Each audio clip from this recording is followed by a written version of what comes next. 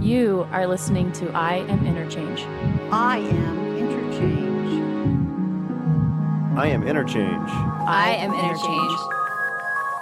Fostering curiosity, education, and empathy by exploring the controversial and the provocative. I am Interchange. The Governor's Office of Economic Development is the state's lead organization to help businesses succeed in Montana. I can personally attest that they take this mission to heart. Having started multiple businesses here in Montana, I know that my first call after I've formulated my next project idea is the Governor's Office of Economic Development. They have helped me shape my ideas, offered practical advice, and surrounded me with a network that provides continuous support to this day. This episode was commissioned by the Montana Governor's Office of Economic Development and Innovate Montana Symposium. As an increasing number of jobs are relegated to robotics, what is the future of work? Will employment become obsolete? And with its predicted scarcity, where will the majority of the population find meaning and the financial resources necessary to realize that meaning once found? As past industrial revolutions swept the country and fears that the future of employment looked bleak, work continued. Jobs changed and workers developed new skill sets to meet evolving demands.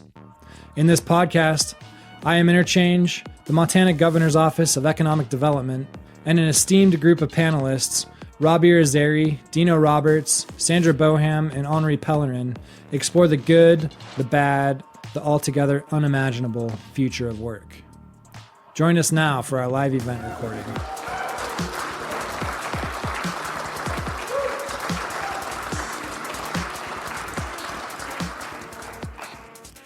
Oh, hey. Hey, how are you? What brings you in tonight? Oh, I just thought I'd have a libation and see what was happening. Awesome. What can I get for you to drink? Can you get me a La Croix? Yeah, would you like some Great. ice? No, just straight up be fine. Thank Okay. you. Hey, I recognize you. You're that guy that's really into technology, right? Well, yeah, I guess so. What do you do for work? So I work for a large software company called Oracle, and we do things in the robotics and Internet of Things and artificial intelligence, machine learning. Oh, okay. Well, Thank you. Why do you like tech so much? I think it's interesting. Like it's a double-edged sword. It's empowered a lot of great in society, but it's also done a lot of displacement and not so great things too. So I think it's upon us as technologists to provide a balance there and make sure the genie that comes out of the bottle does good and not harm. Great. Awesome. Yeah. Rob Irizarry, everybody. Thank you. Oh, evening. Hey, buddy, how you doing? Hey, I'm great. What can I get for you? I'll either do a tiny dancer or a naked mule. A naked mule. Okay, All right, yeah, let me we do got that. Thanks. Ice.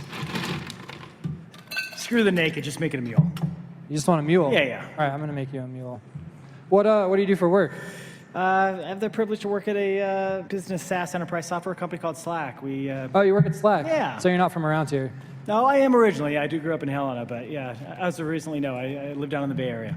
Okay, cool. How does Slack affect people? Yeah, I think, I think if you look at, an increasing number of knowledge workers around the world, that their lives are, frustrating. The tools that they use, just to communicate and collaborate aren't effective or efficient. So we're really focused on just trying to make their working lives a little simpler, a little pleasant, and maybe a little more productive. So Slack's like an online thing? Yeah, it's an app and also has a web version as well too. Yeah, it's a tool. I mean, for decades now we've relied on the old workhorse of email. It's endpoint communication, which pretty much fails at scale. And so what Slack does is, it takes that data, that information, those discussions, those resources, and puts them in a channel. It's bringing transparency to companies. It's helping individuals to collaborate. More importantly, it's helping organizations to align and really releasing some of that talent because of the tools they've been using haven't had a chance to surface. Does creating an office space online take away from the personal communication that I could have in a real office? Yeah, I don't think, listen, we tell our customers and, our partners that, Slack isn't there to just suddenly make your organization transparent, more collaborative, more connected. It can assist in that. What I think, though, this emerging stack of technology and communication collaborators are doing is they're more closely replicating and approximating, human interaction. Are they a substitute? Absolutely not. But for the 99% of the time when we can't be together, I think we can work a little harder to engineer tools that feel a little bit more human, a little more connected. Great, thanks, Yeah. Deano. Hey, nice to meet you. Great to be here, friend. Cheers. Thank you. Cheers. Deano Roberts, everyone. Cheers. Oh, hi, how are you? Good. Welcome to my bar. Thank you. Welcome to the Colvillite Bar. What brings you to town? Can I get you a drink? You certainly can. I will have a naked mule. And I heard there was some really exciting conversations happening here tonight, so I thought I'd come by and join the boys club. Join the boys club. Good. Where are you from? St. Ignatius, Montana. St. Ignatius, Montana. What do you do there? I am the president of Salish Kootenai College. Oh, that sounds really cool. It's a great job. What did you have before that, and how did you get there? I've been a lot of things in my life before I got there. Right before I became the president, I was the academic vice president. But I've done a lot of work in alternative education and in, education for empowerment and education to change the lives and landscape of American Indian people in particular. American Indian people in particular. So when you're preparing students and in relationship to this topic, how are you preparing American Indian students for automation? What we're trying to do is to create a vision of the world that's a lot larger than many of our students currently have. And giving them the tools to think and be critically analytic and look at how their skills transfer and be able to adjust and adapt to the environment and know that one job isn't the end and you can retrain and do lots of different things, and the world that we live in now is really interconnected, and they need to be able to navigate that. Great, I love that. I love what you do. If you had to go back to school and get re-educated, what would you do? I would like to say I would probably stay on the path I'm on, but the truth of the matter is I probably would have been on the path I'm on. Great. You know, sometimes I think, oh my gosh, I really love this and I really love that. And that's the problem with a passion for learning, is it's hard to kind of narrow down because humans are wired to learn. We like to learn. We have to learn or we die. Yeah, it sounds like you're kind of on that path, and it sounds like you're where you want to be, and your passion is just kind of aligned and kind of you've carved it out for yourself. Yep. And now I'm trying to find the next people that will be the next me. Thank you. Thanks Yes. for coming in tonight. Sandra Boham, everyone. Oh, hey, how's it going? It's last call. Can I get you something? I would like a berry basil zesty booch, please. A berry basil zesty booch. I think we've got that. Oh, yeah. Oh, Dean zesty booch. Indeed. Is that out of Bozeman, Montana? Based in Bozeman, Montana. Cool. And manufactured, absolutely. Well, what do you do for work? I work with Dean Zesty Booch. Oh, that's funny. Do you use automation with your company? Well, we are bringing in a automated canning line as we speak. We'll be getting trained on it next week. So we are in the process of automating one of our procedures. Other than that, it's very, very manual. So you're going to put all your workers out of work by getting a canning line? Actually, no. Nobody has lost their job due to bringing in this canning line. If anything, we intend to continue hiring more people for the foreseeable future. We have the luxury or the advantage, I guess, of being a small but quickly growing company, and we always have room for more work to do. Great. Well, thanks for coming in tonight. Thanks. Henri Pellerin, everyone.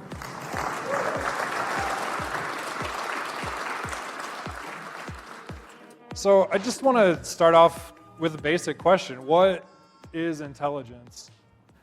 That's a tough question because I don't think there's one kind of intelligence. There's analytics and problem solving, and but there's also the emotional and interpersonal intelligence and how to read relationships and people that you're working with. And so I think all of those pieces create what we would think of as intelligence. Say it's a really complex algorithm. I mean, it's I think doesn't make it any less special, doesn't make it any less meaningful, be it emotional or logical intelligence. But I think that we are more predictable than we think. I think that the basis of our decisions and creativity are really complex, and I don't think AI is going to catch up to it for hundreds of years, maybe thousands of years, but there's certainly a pattern there that could be calculated. I think of it as the ability to observe and learn from the environment and grow and get better. So, in the sense, it's Deano's algorithm. And just learn from observing your environment and the things that are going on around you and get better in whatever dimension, whether it's, to Sandra's point, emotional or physical or... Yeah, I don't think intelligence is knowledge. That's something else. I think intelligence is a capacity, right? And I mean, obviously, just by the generic definition of what an IQ is, it's less about knowledge and more about intelligence capacity. I don't think it's that important, actually, but because we'll never fully realize that. But yeah, I think knowledge, this idea that we can retain information, data, assimilate it, that's really not intelligence, that's knowledge. And I think intelligence is, again, a capacity and an ability to process, to uptake all of that.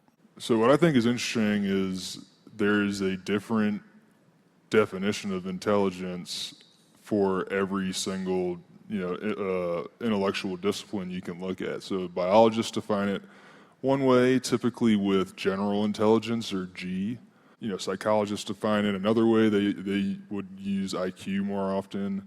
Economists might define it another way, and down the line. And I think what this really means is, we don't actually know what intelligence is, but we can sort of identify certain aspects of it. And so that could be the ability to store memory or process information, or reaction times, and things like this, as it pertains to this conversation about artificial intelligence, have already been accomplished by technology and far surpass what humans can do. But then you have things like self-awareness or consciousness, or emotional intelligence, things like a sense of humor, or things that are more complex and not algorithmically compressible and difficult to replicate. So I think probably it would be a long time before we see AI able to do those kind of things. And probably more likely we wouldn't see it replicated by a programmer, but it might become more like an emergent property of AI as multiple AIs are interacting with each other. Well, it's interesting that there's kind of this similarity, and maybe not similarity, but they kind of go together. So let's talk a little bit about consciousness, and what does it mean for a computer to understand? You're looking at me. I'm looking at all of you. But I think the concept of computers understanding, it's similar in the sense of there's a point where the computer can, because it has an algorithm, if it has an algorithm to interpret and adapt, it can get to a point, but then it's stuck because it can't go any further than the algorithm that the human put into it. So I don't think the computer, in the absence of achieving general AI, which to Deano's point, it's not happening anytime soon, there isn't going to be the consciousness concept in computers. It's just not a thing they can get to. And it's not a processing power problem. I think you were on the track there. It's a human characteristic, if you will. And it's hard to create something or replicate something that you don't understand in the first place. I think also self-awareness, what is that? It's not a property, I don't think, that we're born with. Babies don't have it, and I think you've probably interacted with varying degrees of adults who may or may not have it. I think it's, it's something that you can earn perhaps over time, but I think it's one of those things that you either have it or you have the illusion of it, and you wouldn't be able to tell the difference either way. So consciousness is interesting. I think this is the philosophy major in me coming out. It isn't just simply being aware, because certainly machines are aware. Right? They can sense data and input. It's that you're aware that you're aware, right? And you can contemplate that fact. It's probably consciousness, right? And it's why you could probably say maybe a dog doesn't have consciousness. Well, actually, a dog. I love dogs, so like a gerbil probably isn't conscious, right? But again, this idea that like we just and this is really going to be the challenge to ever get AI or technology become fully conscious, is it can't. Despite 2000, it can't contemplate its own being, right? It isn't aware that is in fact it's aware. So that is a really, really difficult problem. Again, I think it's a millennial before we solve it, but it'll probably be replicated at some point. But it's really complex. Well, I think I agree with all has been said here before about yes, there is a component of self-awareness.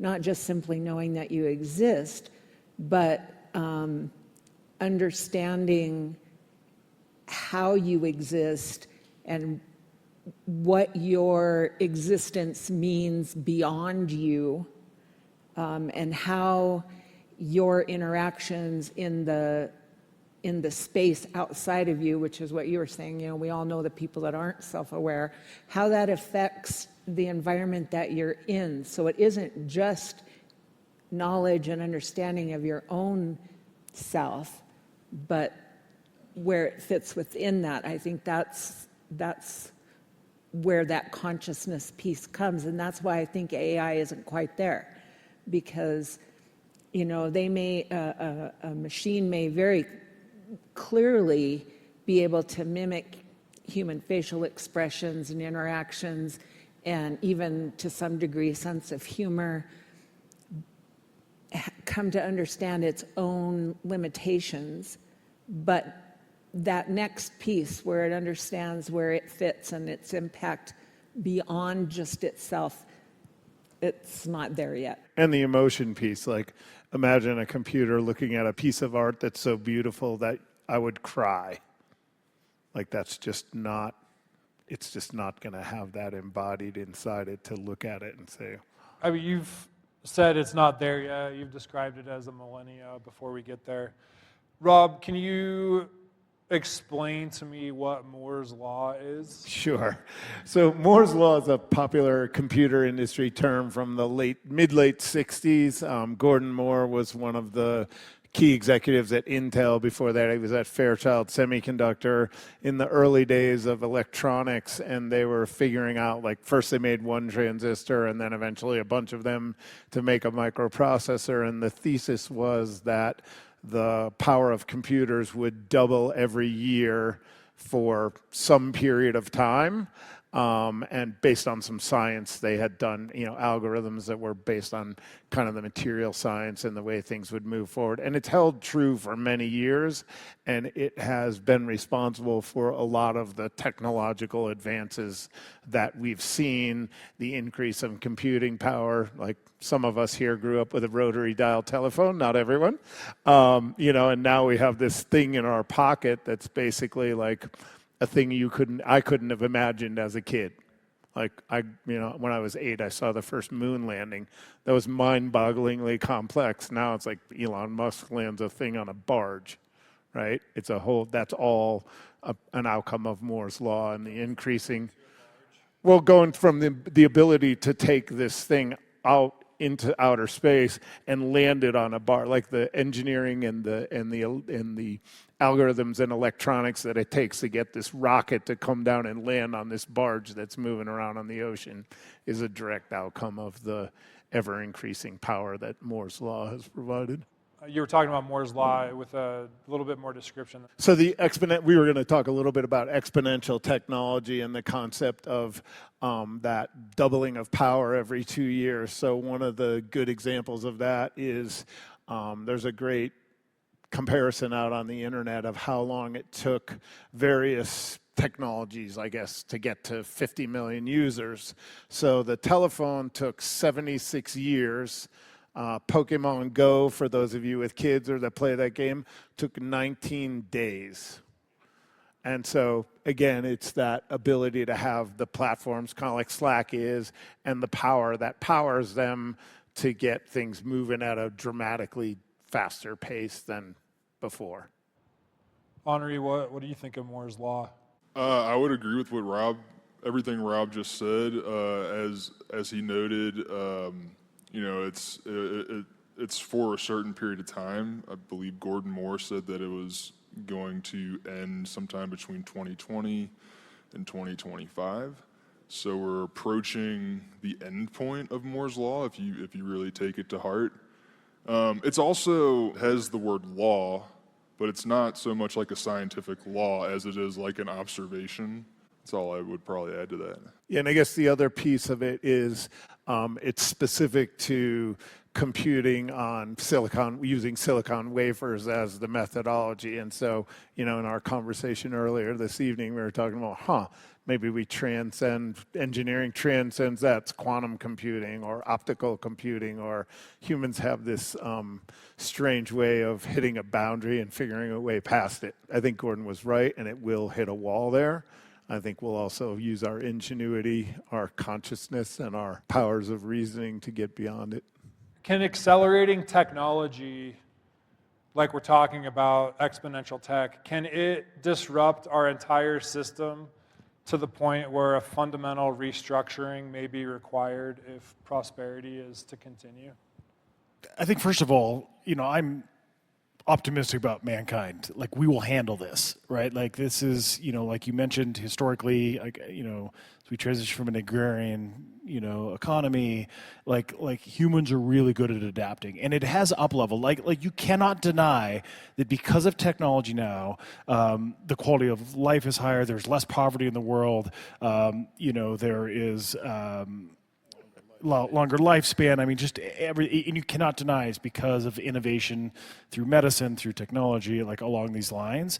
So I'm an optimist on this. I'm excited. I hope Moore's Law doesn't run out in 2022 to 2025 because I think we have tremendous capacity. We have always historically addressed that. Now, we're going to go off the rails a little bit here and there, yes, but we understand, we adopt, and we accommodate.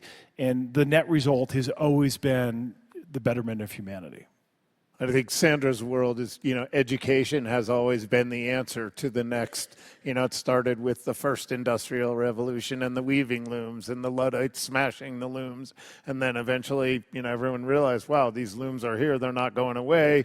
We need to go back to our educational roots and up-level ourselves to do the next thing. Well, and it's really interesting what's gone on in education and higher education, because in many ways in our K-12, we have not abandoned our agrarian roots. I mean, we still are, our calendar is still around that agrarian calendar.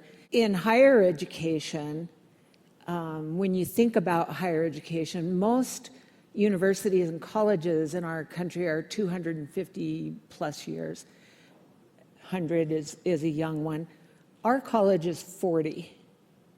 And when I think about us being 40, and I think about the way that higher education has transformed just in the 40 years that I've been involved in it, I think that, except for conversations kind of like this, where people can engage in this discussion, I don't think it's fully grasped how quickly technology is advancing.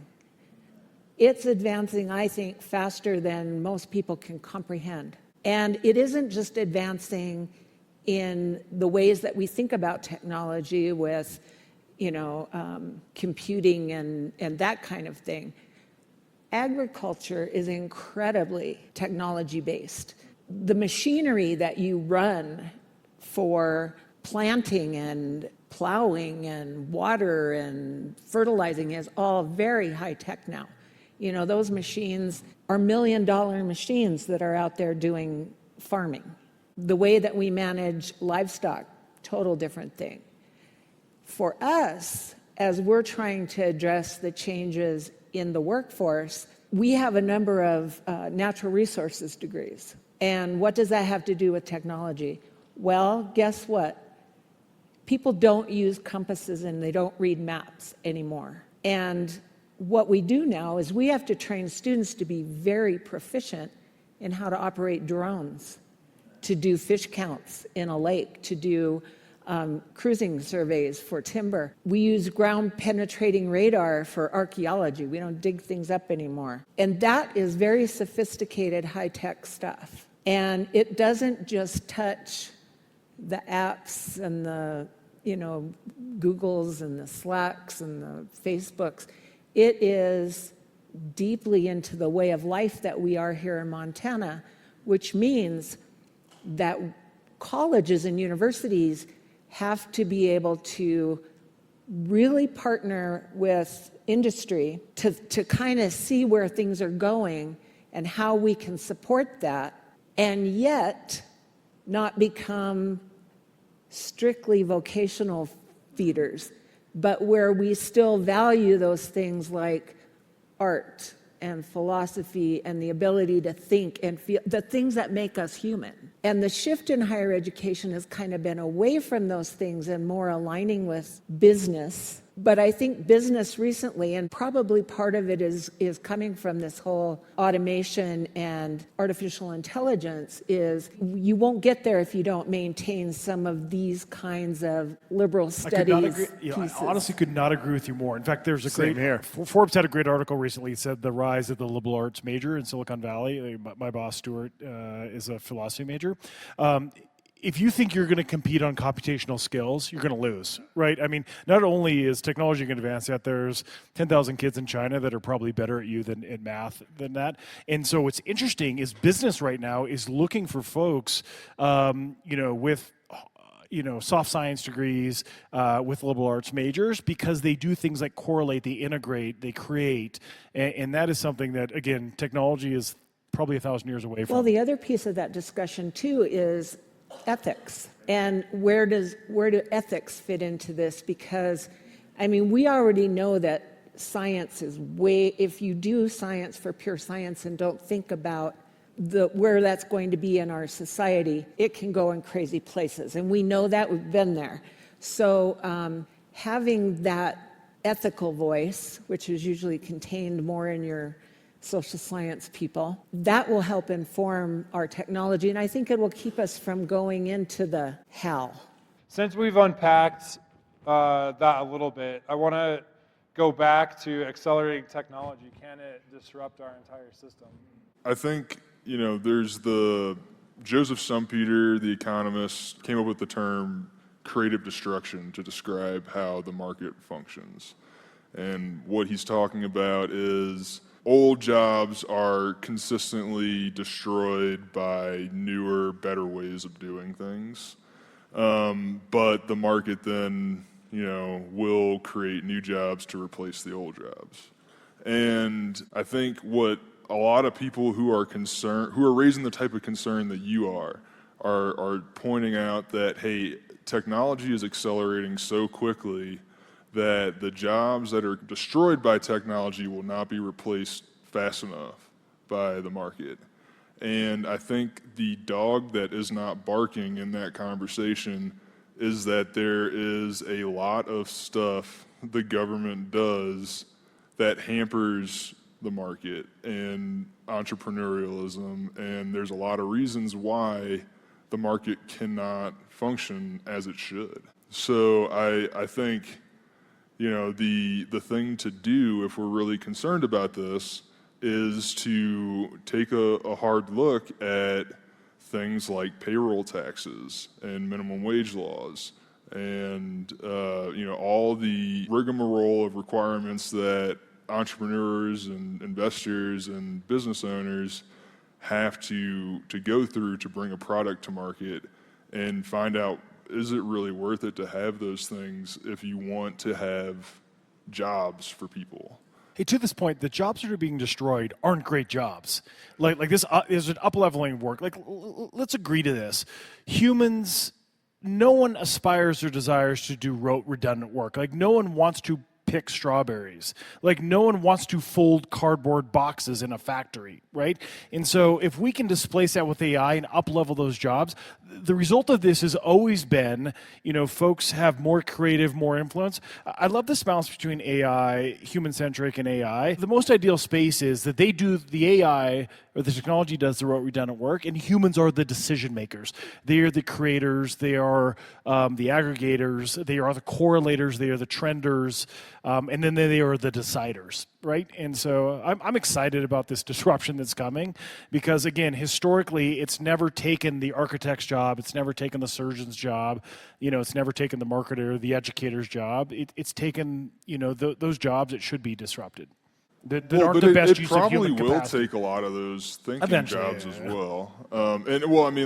There's right now there's an AI therapist that a lot of people have used, and I think that's awesome. That a lot of people will get access to therapy that they otherwise wouldn't have. In my prior career, I was a asset manager. And essentially, I could not compete with robo-advisors, and I shouldn't even try because the amount of money that a robo-advisor is going to save the clients in that industry with compounding interest over time will amount to tens of thousands, if not millions of dollars for individuals. And that's way better than having people do jobs that machines could do for cheaper. Like, those people should be providing actual value in the market. Rob, you remind me of somebody who totally buys into robots taking over and a completely jobless world. Funny. That's Are you just trying to scare me? No, and I think there are classes of jobs without like whole classes of jobs that are going to go away. Truckers are 3 million jobs in the U.S., right? And it's average 50-year-old white male. So say it goes away in 5 years, maybe 10, right? It'll probably take longer because of regulatory. You're not going to retrain those people. There's a great article out there about they took coal miners in West Virginia whose jobs were automated away and tried to teach them to be coders. Didn't work out so well. Initially did, but over the long term it didn't because people want to do stuff they love and not necessarily, you can't just make a person do another thing. I do subscribe to the fact that lots of jobs will go away. I think under the right regulatory environments and the right capital deployment environments and the right educational systems, new jobs can be created that'll replace those. I think there will definitely be some turbulence, as there always is in every one of these shifts. There'll be some turbulence. People are going to be out of work. There are going to be macroeconomic impacts. But end of the world? Yeah, no. Terminator? No, not so much. I mean, already Boston Dynamics is building those robots. You and I were talking about torturing the robots the other day during testing, right? So there are very useful, like there's the one with the 2 dogs, and the one dog walks up and it sees the doorknob and it calls the other robot that has the hand that opens the door and lets it go through. There's quite a bit of artifice there. Like, will we get there? Maybe eventually, but it's not going to take away wholesale the things that humans do. Right? There's just decisions that because they're not conscious, they're not going to be able to make. We actually deploy robots in our workspace. We have, believe it or not, it's a product called Cobalt.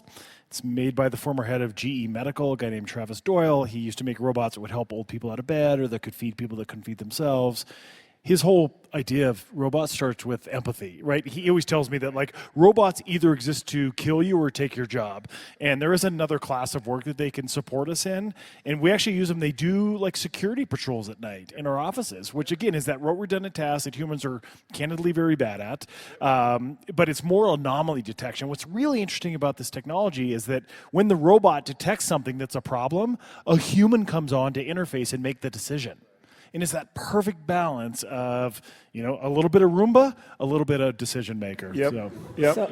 I have a question about this disruption from out in left field. But so you're all entrepreneurs and you're developing businesses and you're growing this, which also means that, there is an element of the capitalistic economic growth for the people that are investing and growing the business. And I'm wondering in this disruption, if you're going to really blow it up, right? what do you think this will do for women and minorities in this space? We talk about this a lot at our company. It absolutely gives them a louder voice that they didn't have, right? It completely disrupts the hierarchy. It completely disrupts sort of the male white dominance of the capitalist markets. It is easier to get a product to market. It is easier to get an opinion voiced. It is easier to gain awareness. It is easier to demand accountability because of technology, right? And so I think when it comes to diversity and inclusion issues, they absolutely benefit from technology. You can't hide it anymore. Good question. Tate, before we move on, I would just to add to this, just what's going to change, if it's going to be like a fundamental disruption. The basic equation in economics is that scarcity exists and human desires are infinite. And as long as those two conditions stand, there will always be more work to do. Well, let me follow up. While speaking with you, you suggested that, we should be more worried about the futurists who want to fix something that hasn't happened yet. I think with good intentions, what you see often is the old story of Group A would like to impose a tax on Group B for the benefit of Group C. And the problem with this whole situation is that Group A does not understand the problems of Group C. They do not know how to fix them. And Group B is objectively harmed by this situation because, we're taking their money.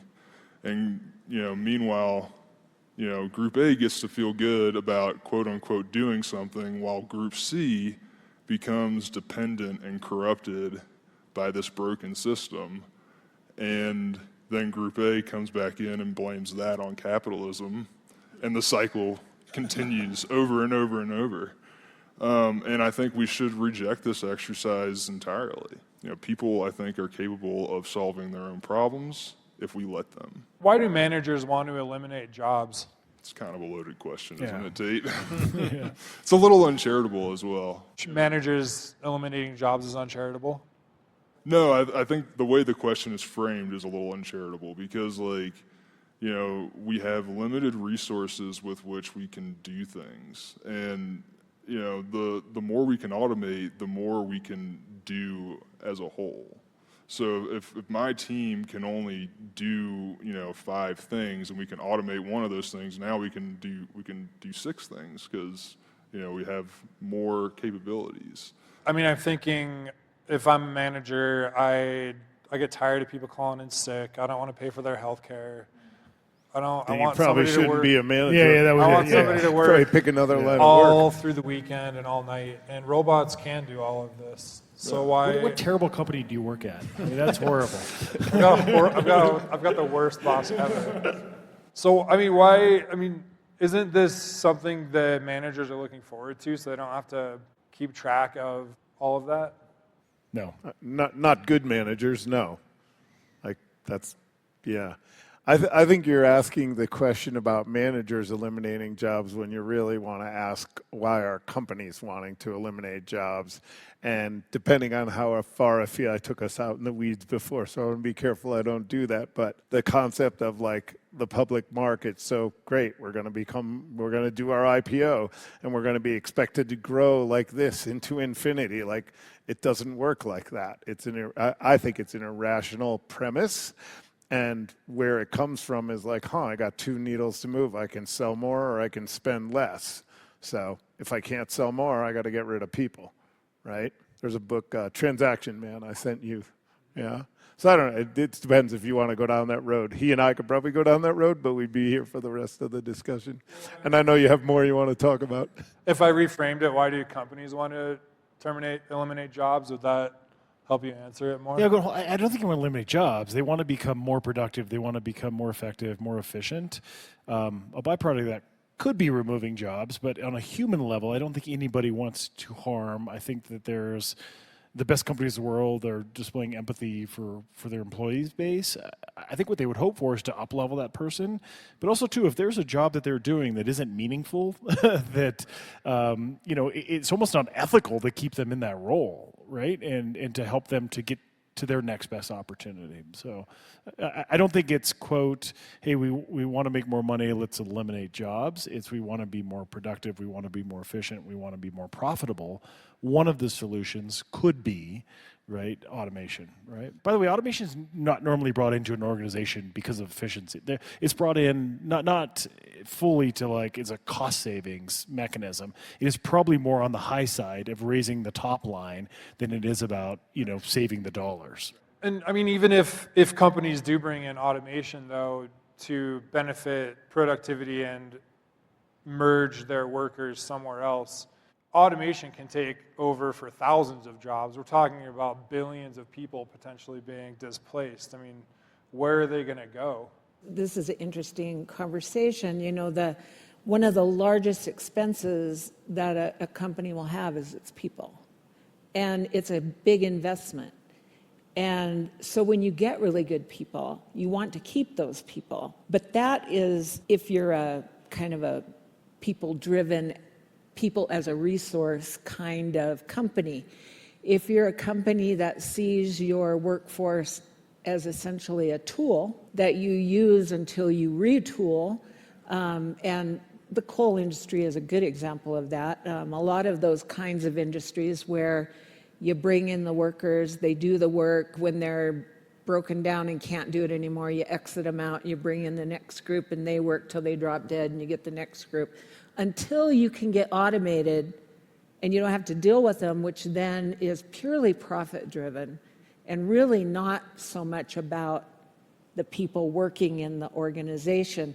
And I think maybe I have rose-colored glasses, but I think we've moved away from that. Is not the predominant model. So I think the way that we think about workers and the way that companies think about their workers is, it costs me more money every time I have to bring somebody in and bring them up to speed. That's another investment on my part. If I can just get really good people to begin with, I can manage that. If you can't, in some areas like he's talking about, then, if you just can't keep somebody to stand there on the line and do this menial thing, maybe that is where you do the automation. And it's not to get rid of jobs. It's because there's not that workforce that's going to stand there and do that every day and what does that say about your company and how you think about that person? Which is why I think some of the big tech companies' models expanded. I mean, you heard all kinds of things about and I have no idea, what it's like to work on a tech campus where you have your dog and your foosball tables, That's a different space. And I think the workforce that's coming up, they're more about that. I'm going to give everything to this company, but what are they going to give back to me too? Not like the workforce that's aging out that, their ethic is just work till you drop over. Right. Yeah. The smartest people now can work anywhere. They can pick any job. Yeah. Like, it's amazing to me, Oracle, we're a huge user of Slack. Thank you, Deano. And a big part of that driver is like, we have creatives. We write software, and those people, they're quirky, and they're super creative. And the best thing we can do for them is get them engaged in a conversation. There's 50,000 of them. They're not fitting in a room, but they have tons of these Slack channels, and they're just communicating back and forth. And like, productivity has skyrocketed because we've provided an environment where they can work comfortably together, And so I think there are a lot of jobs that should be automated away, and there are a lot of others where providing the right environment and tools for those people to thrive is just a great outcome for them. And that's not an ad for Slack. I just happen to think it's awesome. Thank you. I mean, I've got some. Hold on. Yeah, I'll take my commission check later. That's good. I brought up payroll taxes before. So there's a reason to try to get rid of jobs because, if I hire somebody, the government's going to penalize me for it with higher taxes. The highest paid member of our payroll is the IRS, and that really makes me sad. Like, we could, and we absolutely would hire more people if it weren't for that. When Amazon doesn't pay anything? No, when I see me and my team work really, really hard and earn our wage, and we have to give more to the government, and they didn't earn it, Are you a millennial? I suppose so. Yes. No, I don't say that in a bad way, but this has been some real significant conversation in our line of work as we bring new people in to be new faculty or whatever. When they get their paychecks and look at those kinds of things, it's like, really? But the old guard is still in place, and we go, well, you know what happened when we didn't have that? This is, everything's great till it's not, and then, so, there's kind of this safety net, but people have different perspectives on that depending on where you are in the generations in our country, which I think it's really interesting. I have this conversation with my daughter all the time, who works for me, by the way, and she says, Mom, this sucks. You don't do this and you don't do this. And that's how it is. But you're right. It would definitely impact a small business very much differently. Tate, it's interesting, your question, if you look at probably one of the most innovative tech companies in the world right now, Amazon, absolutely along every line of business is killing it, right? It's fully disrupted retail, it's fully disrupted web services. I mean, their lines about to upset grocery, they're entering medical, all of this. I was at this meeting a few weeks ago and they showed their employee growth. And again, they deploy, if you've ever been to an Amazon distribution warehouse, it is robotics to the max. It is intelligent, it is smart, it's efficient. They just crossed over 675,000 employees. And they got there from 1,200 employees in 2006 to 675,000 13 years later, right?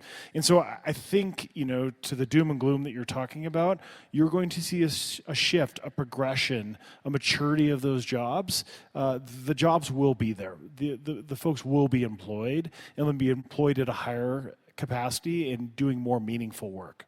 Okay. We talked about Colstrip, and we're talking about people being repurposed. How do we help mid-career workers transition to achieve success? Yeah, so that is going to be a problem. And if you find Amazon, and I totally agree with Deano, but they are not hiring 50-year-old people, right, generally speaking, right? They're hiring young, new to the workforce. And so the disruption there, that's a math problem. I think of it as a math problem. I consider myself very lucky. I'm 57. I have an awesome high-paying job, but I have my best friend from high school who's been out of work for 5 years and probably won't get another job because he doesn't have a set of skills that are valued in the market, right? So he's stitching together a bunch of part-time jobs trying to survive. It's a big problem. And there is no ready solution for it because despite the payroll taxes, there isn't really a social safety net when you're in that.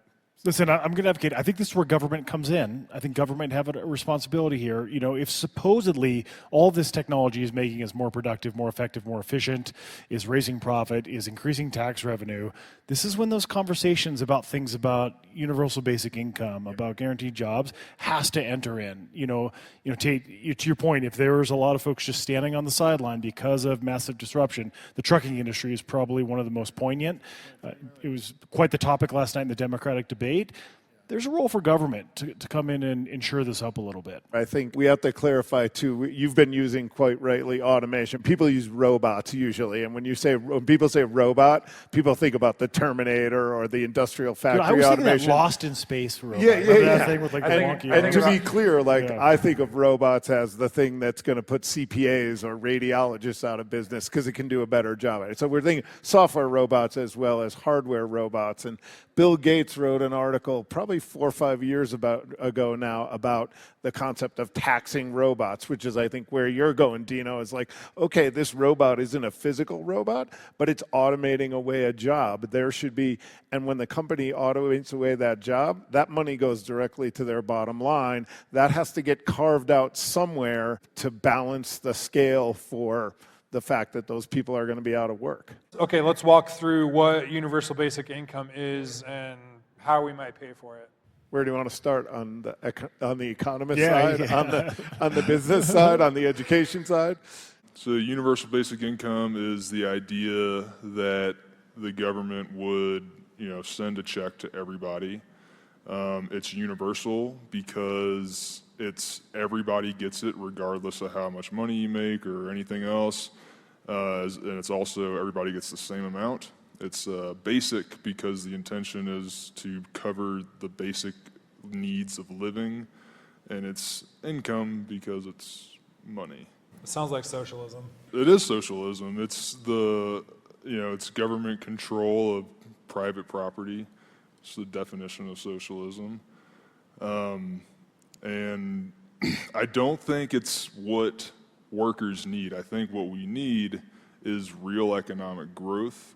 We need sound money so that people can actually save their money and not have to become, like an expert in investing to be able to provide for themselves. So if you let's zoom out and look at history for a second. Prior to the 1700s, every human who ever lived, essentially, except with the very few exceptions of kings and pharaohs, every human who ever lived for less than $3 a day. And as recently as 1980, as much as 40% of the world lived on under $1.90 per day. And now that number is under 10% of the world lives on under $1.90 per day.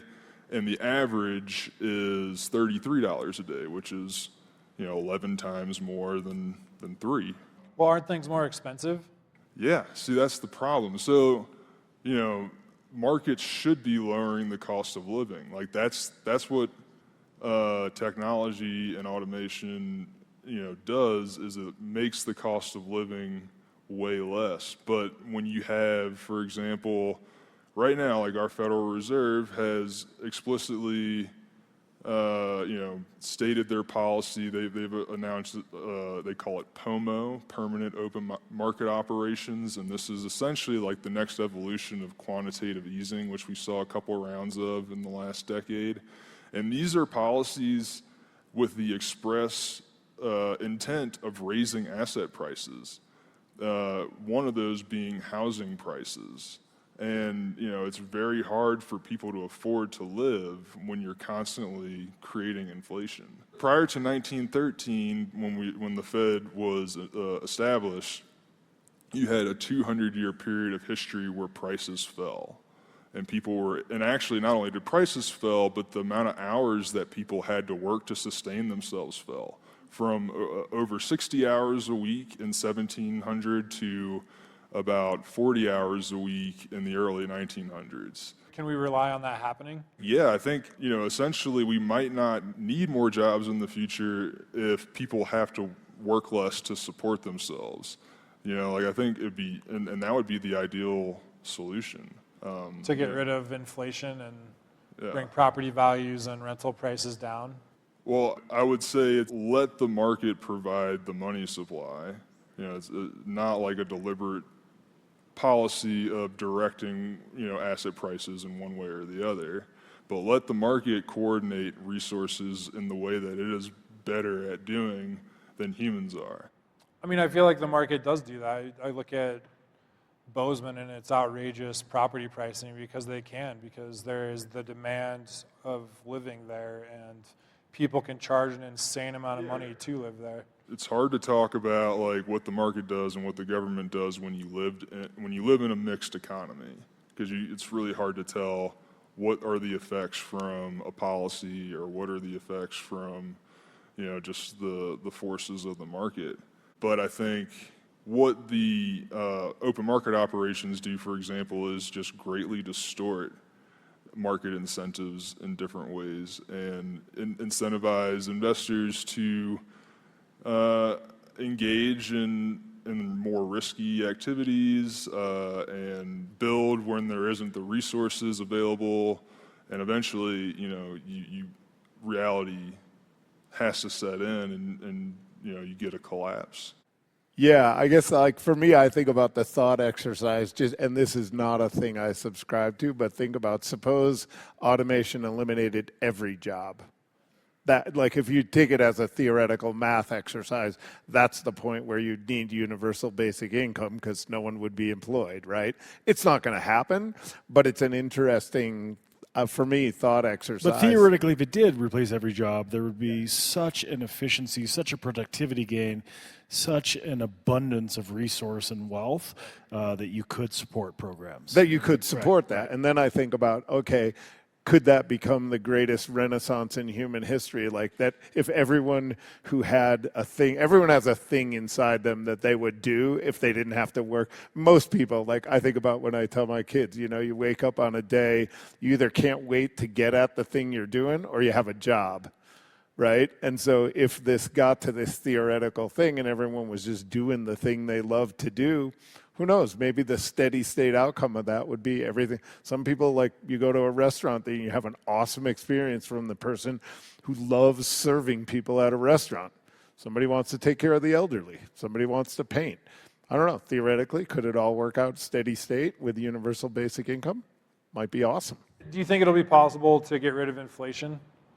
You know, we could stop inflating the money supply. So, I mean, if you're talking about price inflation, so prices can fluctuate for a whole lot of different reasons. But if we're talking about increasing or decreasing the money supply, currently that is controlled by the Fed and the Treasury. And, you know, they're directly, you know, increasing the money supply intentionally and creating inflation every year under the misguided notion that that leads to economic growth. Rob, what do you think of this? You know, Elon Musk uses the example of in the future, your car is going to drop you off and then we'll go while you're taking care of your, you know, errands or whatever, is going to go and give rides to other people and make money for you and then come back and pick you up. What if technology is basically UBI? And it could be. I mean, and then it goes and gets itself serviced in his ultimate vision, right? Or it breaks down and another one comes. I think about, like, in one of my beautiful outcomes, what if, like, your apartment was an autonomous vehicle and you just work, like, in our, you know, Slack's a great enabler of that. Like, I'd just be in my thing like, it starts to snow in Montana, just send the car to Florida, right? And you'd have this essentially vehicle. So your scenario is, and it would be hobbled by this artificial construct we currently have where work starts at 9 and ends at 5. Like, you couldn't optimize the system that way because the car can't deliver everyone to work at 9 o'clock. But if we took away that construct, and it was like, you start at 9, you start at 10, you start at 11, you start at 12, yeah. The problem with that is, okay, then where does Tesla go? Because now he's selling one car to every 8 people. All of a sudden the car market craters. His business model breaks. Let's be honest here. The current state of work versus the future state of work, this idea that we all show up to a place at a certain time and sit in this space and, like, do the best work of your life. Imagine, like, having a poet and, like, having him in the room and, like, sit down and write amazing poetry right now. Yeah. That would be insane. It needs to be done by 2 p.m. Yeah. Right? It's just probably the most inefficient. And again, it's insulting to human intelligence, is insulting to human meaning and well-being. Like, the idea of the physical construct of work and time limits and all of this really needs to dissolve. Right.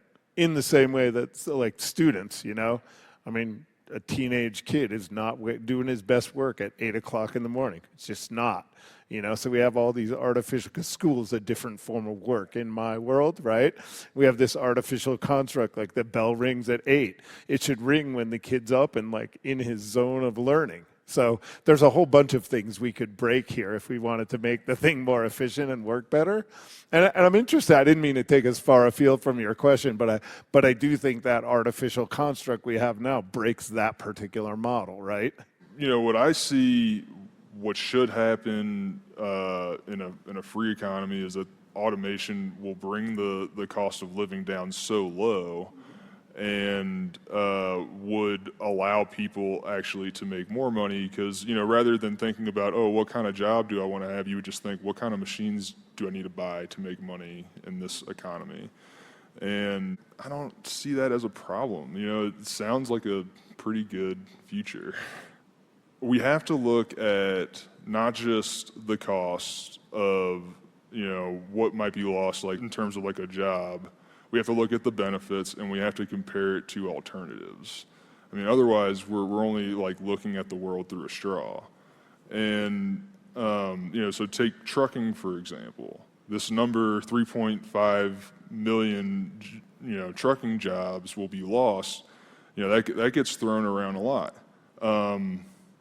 There's some seen and unseen going there because that number is very conspicuous, but like what you don't see is, for example, how many of that 3.5 million were going to retire or change their career anyway, or get fired, or how many of that 3.5 million will actually be retained? Because, so for example, Andrew Yang, who I think deserves a lot of credit for moving the needle on this conversation. We wouldn't be talking about it if it wasn't for him. Super smart guy, who I disagree with on this topic. But in his book, he talks about this trucking revolution is going to take place in phases, and it's going to take place over the next 10 years. That's a fairly slow-moving disaster, and what he says is probably going to happen is it's not going to be like you just have automated trucks on the road tomorrow. You're going to have a truck that's mostly automated, but you still have somebody in the vehicle. And in fact, like if that vehicle is running more than trucks are currently running, you might have to hire more people to operate and maintain and load and unload and all the rest of it. In addition, Andrew Yang talks about this is going to save hundreds of billions of dollars to the point where trucking companies could afford to pay all the truckers to stay home and still save tens of millions of dollars a year. Now, what I think is not fully appreciated is what that means when we're saving tens of millions of dollars. What is the company going to do with that money? Are they going to invest it into growing their company, creating new jobs? Are they going to put it in the bank, which the bank is then going to have more liquidity to help grow the economy? Are they going to pass those savings along to their customers, which will have ripple effects throughout the economy? In addition, the automated trucking is expected to save thousands of lives every year and prevent tens of thousands of traffic injuries every year. Once we get it figured out. Yeah, right. In the middle there, it's going to be kind of Humans are ugly. actually pretty good drivers. Yeah. If you go watch the early history of aviation, it doesn't work that way soon. Anyway. I think I found a way for you to get on board with universal basic income. Oh, yeah? Because we've talked about, Social Security, Medicare, Medicaid, and food stamps already exist. Would you get on board with universal basic income if all of that was compartmentalized as universal basic income? So I do think that what's interesting is there's been a lot of strange bedfellows around this topic. So like Milton Friedman, for example, who's like the poster child of free market economists, he supported what he called the negative income tax, which was essentially UBI. The benefits of having UBI over the current system is that the biggest one is that you eliminate the poverty trap. If you're on welfare today, and then you get a job, you could actually end up working more and making less. So it's a terrible incentive to have. So you can get rid of that. It's also more in accordance with like universal property rights. It's a lot simpler. It's a one location where you can have waste, fraud, and abuse instead of hundreds of them. The downside is it creates other perverse incentives, so it essentially becomes like a vote buying mechanism. And if we get UBI, all of our votes will come down to which politician's going to raise UBI the most. And it creates incentives for people not to work. It creates incentives for employers to pay their employees less. It could cause price inflation. Like if we were at an auction right now and, all of us, were given an extra $1,000, all that's going to do is raise the average price of every bid. So there's certainly pros and cons to doing it. I would accept the deal that Andrew Yang's program is supposed to cost $2.5 trillion. Staggering number.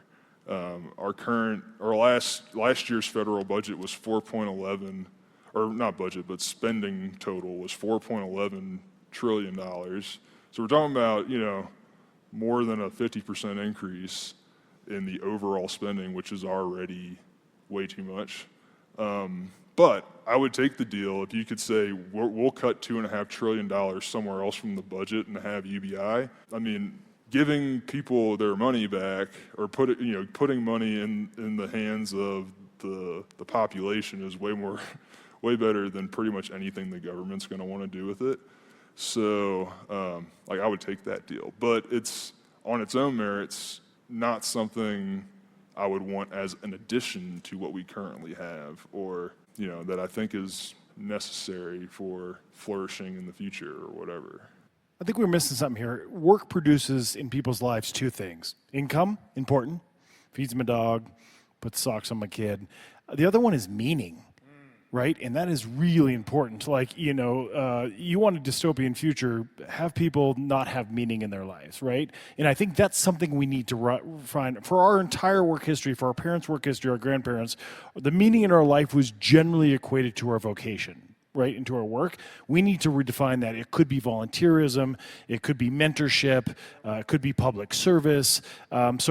Besides solving for the income piece, we're going to have to solve for how do we provide meaning in people's lives. I want to know what challenges and benefits will reservations face with an automated future?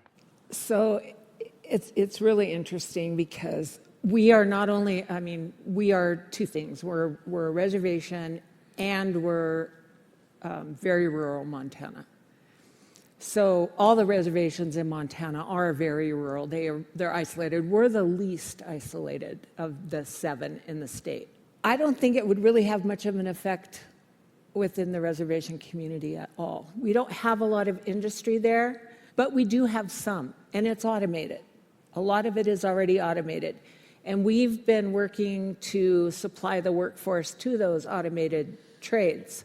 But I think it would allow for a lot of entrepreneurial and community building that hasn't been there for a while. So if people did not have to get up and go to work every day in a prescribed job to earn a certain amount of money so they can afford to pay the rent that's going up all the time, what it would allow them to do is to pursue areas that are critical to the community, like language, like some of our traditional agricultural practices, some of our cottage industries that are time-based, that right now you work all day and then you have to do this in the evening, and you cannot keep up with doing those things in a way that is going to provide any kind of meaningful income for you, or that you can teach someone else these skills,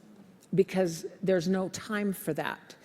And so in our community, automation that would allow for less, not a 50-hour work week, but a 30-hour work week, would allow us to have those pieces of our culture and our community that are critical to the well-being of that community, and not just the tribal people, but the people within the whole valley. Because maintaining the place where we live is incredibly important. The reason that we don't have, we have some manufacturing, but it's light manufacturing, because one of the decisions that was made was we don't want to do anything within our environment that is going to negatively impact the water, the land, or the air. So the kinds of industry that will come there has to fit within that kind of philosophical foundation. Because if you don't have that quality of water, air, and land, it will not sustain you. It will not sustain the people, and it will not sustain anything else that tries to go there. It sounds like going back to educating about language and culture and traditional farming. Is there a native wisdom in where we're headed? You know, probably the biggest piece around the philosophy has to do with for the common good. And it may be of great benefit to me personally to do a particular thing, but it may come at a cost for other people in my community. So I'm not going to do that. I'm going to look at what's going to be the benefit. And in listening to some of this conversation, one of the things that I wonder about is at what point is it enough?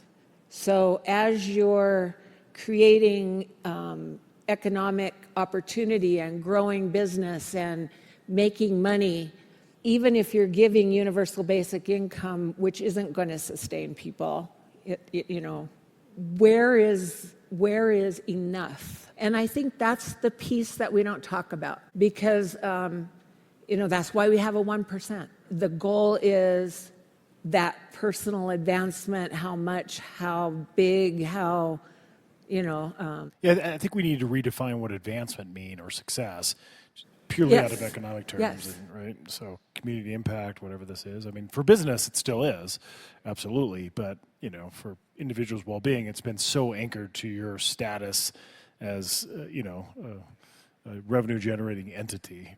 We've traded the social fabric for money, is what it comes down to, right? Yeah. Right.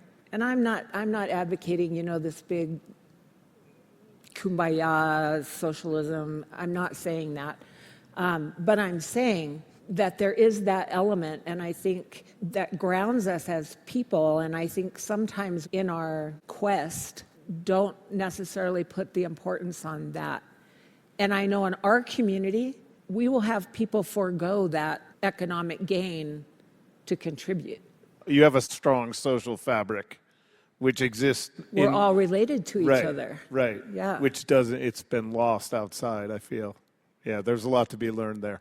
I would push it back against the notion that making profit is somehow like antisocial or doesn't take into account benefiting others. I think the way you make money in the market is by providing value to others. The people who amass lots and lots of money provided a lot of value to others. Bill Gates, Jeff Bezos, Warren Buffett. I mean, these guys have done a lot of good for the world. You know, I don't want to lose sight of that. It's about. I think of it like the air fuel mixture in a carburetor. Like there's a balance there, right? It's all balance. Yeah. Speaking of balance, will capitalism be eaten by its offspring, technology?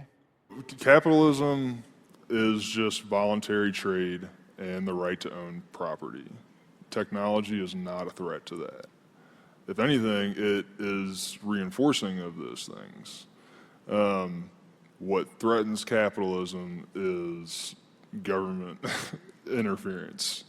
So, you know, that's why I am more afraid of the do-gooders than I am of, you know, the technologies that are coming. Because with their good intentions, they will set up programs that, for better or worse, we will never, ever get rid of. And that's, you know, just how, you know, a policy in government works. Like, they never go away, no matter how harmful they are. So do-gooders get policies passed that give them financing, and 100 years later, when the program maybe doesn't exist anymore, it's still getting funded? Well, I mean, we have programs that have been around for decades, or, you know, close to 100 years, that like are, you know, serve really no purpose. When I talked in your studio, I brought up the example of mohair subsidies, which, you know, came about during either World War I or World War II, because we were making pants for the military out of mohair, which is a type of wool, for anyone who's wondering. And the military stopped making pants out of mohair, you know, soon after, but the subsidy lasted for decades and decades on. And the subsidy was eventually removed, but by that time there was such like entrenched special interest, you know, in cottage industries around this mohair subsidy that it came back within a couple of years. And And it's a stupid example, but you add these up, and it becomes a big problem. I know that there are governments that are scared because we're talking about potentially billions of people transitioning maybe to UBI, but still having to fend for their families and pay rent and buy food. How do we transition that many people into finding a purpose?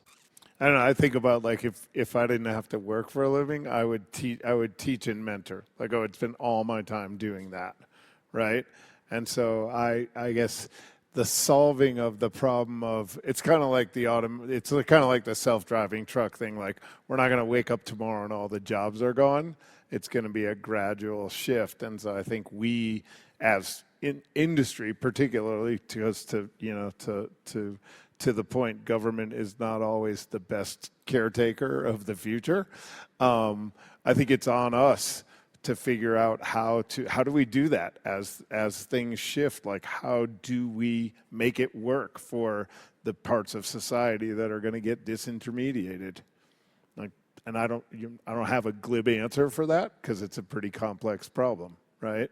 But I think it is on industry working, and to Sandra's point, it's like industry and education working together to figure out how to solve that problem over time. And steps are happening all over the place. Education has been the same way since, it's, and I say this, not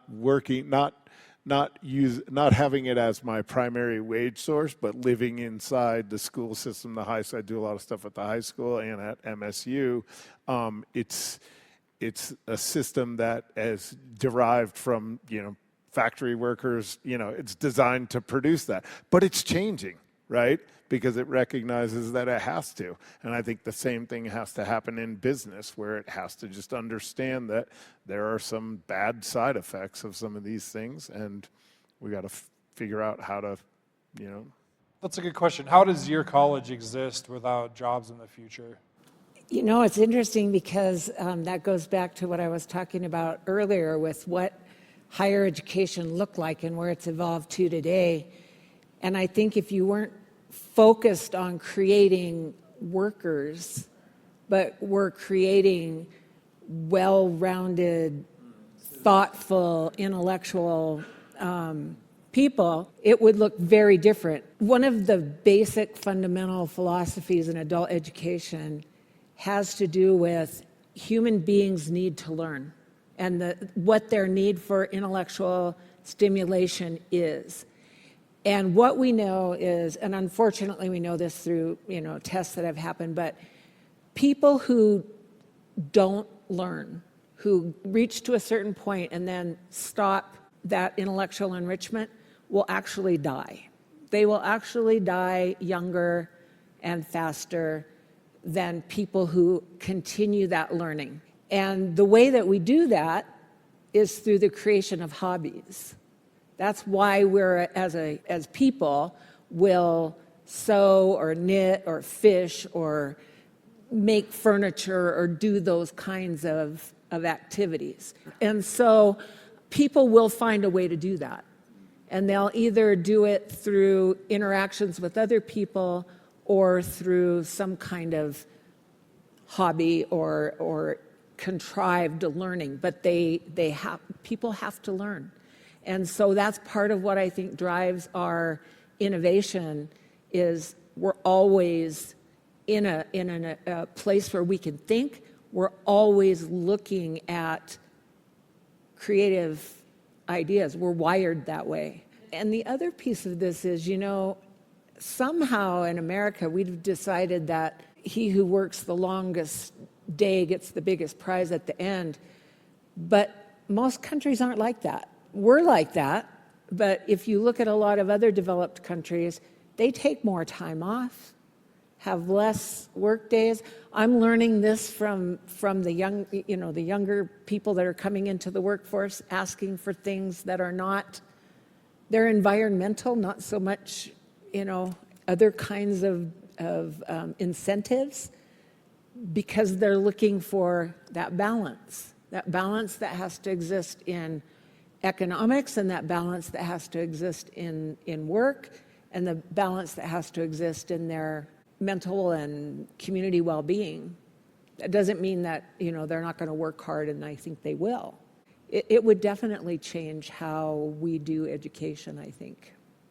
Do you think AI will be kind to us? I mean, what if they get mad at me because I don't think they're conscious? I actually do. I think it'll be not kind, but it'll certainly be helpful to you. I think that if you look at, the volume of the tasks that you do in your personal life or in your professional life that could be augmented or could be relieved that allow you to do that higher cognitive work, that more meaningful work, or frees you from work, period, to allow you to pursue hobbies, interest. I'm very bullish. I'm bullish on AI because I'm bullish on mankind, or humankind. I really think that we've demonstrated, for centuries that we can manage technology and innovation, and AI is just another piece of that. It's going to be quirky. It's going to be weird. We're going to have to sort of figure out where this fits into our how we construct government, our society. But we've always figured this out, and it's always generally been to the benefit. And so I'm bullish on it because I know that humans have amazing capacity. We talk about the capacity of AI and what it can do. Centuries or millennia from now, we've barely begin to even realize human capacity in that regard. We'll stay ahead of it, we'll match it, and it will make collectively all of our lives better. I think it will. I think done right. I'm totally optimistic like Deano is. I think done right, and I'll use a micro example of how it's already doing some of that. So you and I go on walks every 3 Sundays, right? We go out on our walk. And now when I go into my phone and I do walk and I invite you, it the Apple iOS figures out that because when I type walk, when I use the subject line walk, it's with you, it's Sunday morning, it's 8 o'clock, right?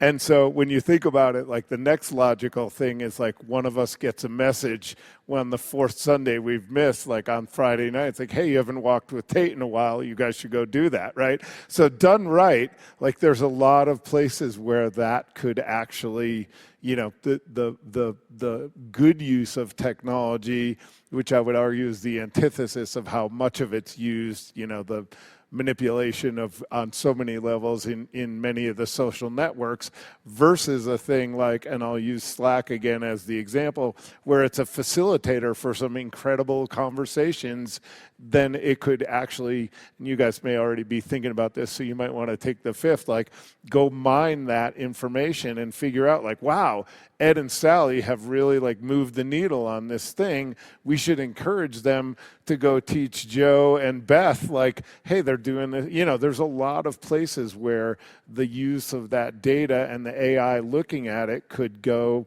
do some real good. LinkedIn's a good example. There's a ton of data underneath there that could be mined to actually create some good outcomes. It's just a question of, again, as stewards of the technology, where are we going to steer it? What if instead of replacing humans, robots became humans? Does the reverse also hold true?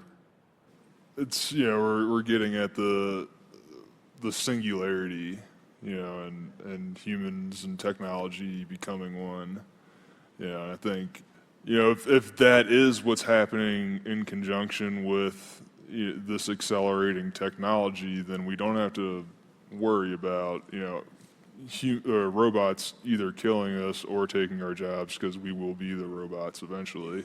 And in many ways, you can see this trend already taking place. I'm wearing an Apple Watch tonight, and we all have smartphones in our pockets. But there's artificial replacements for knees and hip joints, and the thought is eventually, or sometime in the near future, according to Ray Kurzweil, who is kind of the big proponent of this taking place, is we'll have nanotechnology that we will basically inject into ourselves to take care of ourselves and improve ourselves. And at a certain point, the artificial intelligence will be so advanced that we will have to upgrade ourselves to keep pace. it implies the concept of general AI, and it's just hard if you're not a technologist to understand how. Maybe it's not hard. Maybe I'm doing a disservice to the rest of humanity, but the concept of like a sentient being that's made from current computer technology is just like, it's just so far away. It's not even perceivable. So the only thing we can recognize, the only thing we do know is that we know that humans, for the most part, are kind, empathetic, caring beings. Now, there's some outliers, but for the most part, if that is what's going to drive this technology, drive this AI, I think we're in pretty good hands. The future, it seems, is bright. While no one can determine the pace or inevitabilities of the evolving work environment, change is definitely coming. But fear doesn't seem to be its fitting bedmate. Bottom-level jobs may very well disappear as technological advances outpace human capabilities with their efficiency, precision, and long-term financial benefits. As Deano Roberts passionately reiterates, the efficiency of automation and the boom of technological advance is that very up-leveling of most workers, which will provide occasion for education and growth. As panelists agree, the future of work may very well be an end to tedium. This holistic human, awakened after an ironically robotic several decades of mind-numbing redundancy, will finally grasp the universal holy grail of existence, a life well lived, and drink from it. Characteristics that define what it is to be human, consciousness, compassion, empathy, and relative awareness, will thrive, continuing the foreseeable future and set humanity at a decided advantage over its robotic counterparts. And, in an unexpected affirmation of existence, it is those characteristics that will drive work parameters, life expectations, and the course humanity takes when the 9-to-5 grind falls to the efficiency of automation. The music in this episode is by Keegan Bowen. Check out his and Quentin Robinson's performance online at IamInterchange.com. This episode was commissioned by the Montana Governor's Office of Economic Development and Innovate Montana Symposium. A huge thank you to everyone who made this episode happen. Ken Fickler, Julia Bryant, Aaron Pratt, Chris Miller, Thomas Dunning, Roy Chapman, Matt LaSalle, Matthew Boyle, North 46, and Vu Villa. This episode was brought to you by the City of Bozeman, 10 Directions, Hatch, the Yellowstone Theological Institute, Montucky Cold Snacks, the Nova Cafe, Zocalo Coffee House, Whistle Pig Korean, Dean Zesty Booch, Bliss, the Sola Cafe and Market, Shank Construction, Ben Johnson Photography, Loken Productions, Superfluous Industries, and Blunderbuss. A shout out to our editors and media team, Pat Loken, Jessup Sandoval, Allison Gregory, Shannon Hughes, Jessica Byerly, Jacob Desch, Nathaniel Johns, and Nicholas Hill. Do you have an issue that's riddled by gridlock in your community? We want to hear from you. Shoot me a message at tate@iaminterchange.org. That's tate@iaminterchange.org. Until next time, share airtime and don't ruin dinner.